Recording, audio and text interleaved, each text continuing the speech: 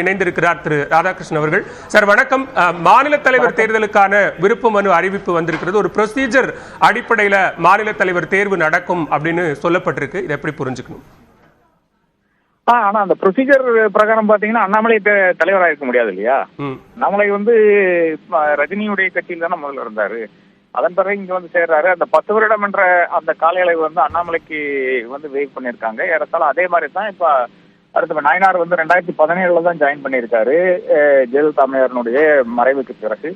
அப்போ அவருக்கும் அது பொருந்தாது என்றுதான் கருதுகிறேன். இந்த லிஸ்ட் எல்லாம் சும்மாங்க, அதாவது அந்த இதெல்லாம் இருக்கு இல்லையா, அந்த நார்ம்ஸ் எல்லாம் இருக்கு இல்லையா, அந்த நார்ம்ஸ் எல்லாம் யாருக்கு இருக்குன்னு பாத்தீங்கன்னா கிடையாது. யாரையெல்லாம் அவர்கள் அவாய்ட் பண்ணுமோ அந்த நபர்களுக்கெல்லாம் அப்ளிகபிளா இருக்கும் என்று நான் கருதுகிறேன்.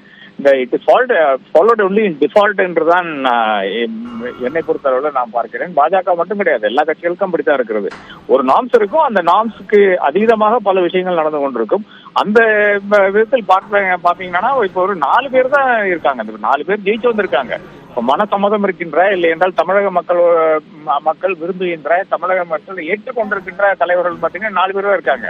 இந்த 4 பேர்ல இருந்து ஒருத்தரை சூஸ் பண்ணுங்கிறது தான் பாஜக இருக்கின்ற பல நண்பர்களும் இங்க எங்கிட்ட கூடிக்கொண்டிருக்கிறார்கள். அதுல இப்போ வானதி ஸ்ரீனிவாசனாலும் சரி, நயனார் நாகேந்திரனாலும் சரி, இல்லை நம்ம இவரு நாகர்கோவில்காரரானாலும் சரி, இவர்களுக்கெல்லாம் இருக்கின்ற ஒரு பாசிட்டிவ்ஸ் இருக்கு, நெகட்டிவ்ஸ் இருக்கு. ஆனால் அதுல இப்போ ஒரு பாசிட்டிவ்ஸ் ஏற்கனவே ட்ரை பண்ணியாச்சு. ஒரு கம்யூனிட்டியை வைத்துக்கொண்டு வெஸ்ட் அண்ட் டிஸ்ட்ரிக்ட்ல இருக்கின்ற ஒரு தலைவரை வைத்துக்கொண்டு அந்த கம்யூனிட்டி அரவணைத்து போவார்களா என்று பார்த்து விட்டார்கள். அது ஒர்க் அவுட் ஆகல. இனிப்போ அடுத்த கம்யூனிட்டிகிட்ட போக வேண்டியதானே. அப்ப அடுத்த கம்யூனிட்டி என்றால் திருநெல்வேலி பக்கம் இருக்குன்னா நாயனார் தான் கரெக்டா இருப்பார் நான் நினைக்கிறேன். அப்ப அதனுடைய அடிப்படையில் தான் இது. போட்டி எல்லாம் ஒண்ணும் கிடையாதுங்க, இதெல்லாம் தேர்வு தான்.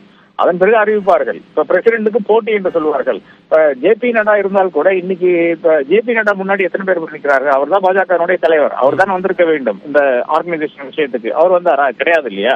அமித்ஷாவா தான் இருக்கிறார். அப்ப பாஜகவை பொறுத்தவரை, கட்சியை பொறுத்தவரை, அரசாங்கத்தை பொறுத்தவரை, அரசை பொறுத்தவரை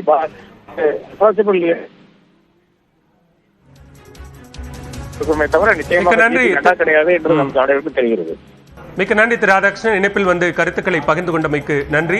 பாஜக மாநில தலைவர் தேர்வுக்கான விருப்ப மனுக்களை நாளை பிற்பகல் பெற்றுக்கொள்ளலாம் என பாஜக மாநில துணைத் தலைவரும் தேர்தல் அதிகாரியுமான சக்கரவர்த்தி அறிவித்திருக்கிறார். அதன் அடிப்படையில் தற்போது விருப்ப மனுக்கள் நாளை பிற்பகல் 2 மணி முதல் 4 மணி வரை பாஜகவினுடைய தமிழ்நாடு இணையதளத்திலிருந்து பதிவிறக்கம் செய்து விருப்ப மனுக்களை வழங்கலாம் என்றும் அறிவிக்கப்பட்டிருக்கிறது.